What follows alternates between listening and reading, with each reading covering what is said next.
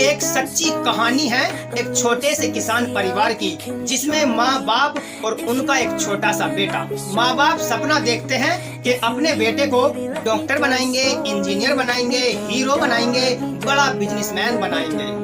अपने बेटे को लिखाते हैं, पढ़ाते हैं और बड़े बड़े स्कूलों की फीस भरते हैं और उनका बेटा शहर में जाकर बड़ा बिजनेसमैन, कामयाब इंसान बन जाता है। अब वो लड़का शहर में रहता है और उसके माँ बाप गाँव में रहते और खेती करते।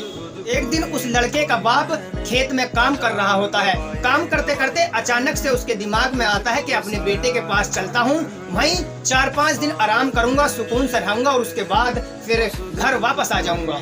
अब उस लड़के का बाप जैसे खेत में काम कर रहा होता है, धूल मिट्टी लगी रहती है उसके कपड़ों पर, वो ऐसे ही अपने बेटे के घर पर चला जाता है। अब बेटे के घर पर जाकर क्या देखता है कि वहाँ पर बड़े बड़े लोग, बिजनेसमैन लोग, बड़े बड़े दिग्गज और शहर के अमीर लोग बैठे रहते हैं। अब वो लड़का देखता है कि मेरे फादर आए हैं। उसके जो साथ के लोग होते हैं वो पूछते हैं कि ये व्यक्ति कौन है, तो वो लड़का, उसका बेटा कहता है इट माई सर्वेंट। इतना कहकर वो लोग हंसने लग जाते हैं, लेकिन उसके बाप जो होता है उसके वो बात यहाँ पर लग जाती है। वो खाना पीना खाता नहीं है, अंग्रेजी उस पर आती नहीं है, लेकिन वो उस बात को याद कर लेता है, इट माई सर्वेंट। और घर से बाहर निकलने के बाद वो किसी पढ़े लिखे लोग से पूछता है कि इट माई सर्वेंट का मतलब क्या होता है। जब वो बताता है कि इट माई सर्वेंट का मतलब होता है कि ये मेरा नौकर है, तो वो बाप कहता है भाई साहब मजाक मत कीजिए, सही बताइए। अगर इसका सही मतलब यही है तो समझ लीजिए कि जमीन अपनी जगह छोड़ देगी, आसमान टूट कर गिर जाएगा। जब वो कहता है कि भाई साहब इसका मतलब